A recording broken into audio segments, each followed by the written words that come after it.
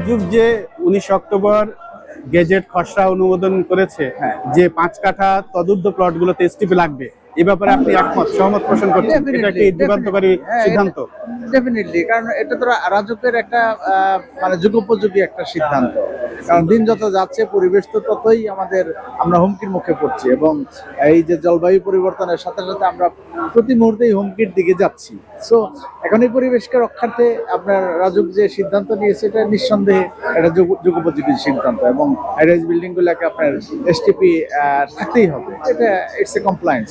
সাধারণ মানুষের জন্য আপনার এসটিপি নিয়ে কোনো আইডিয়া যেটা আপনি শেয়ার করতে চান, তাদেরকে উদ্বুদ্ধ করতে চান, অথবা it will take time because সাধারণ মানুষের মধ্যে তো এসটিপির সচেতনতা কম।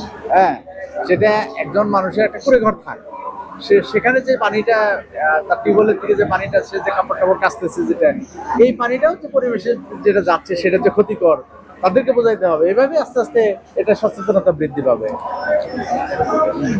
ধন্যবাদ Mohammad Asaduzzaman Malik, chairman Universal Water Management Limited, আপনার মূল্যবান অনুভূতি এবং গভর্নমেন্টের এই যুগান্তকারী সিদ্ধান্তে আপনার পজিটিভ ফিডব্যাকের জন্য।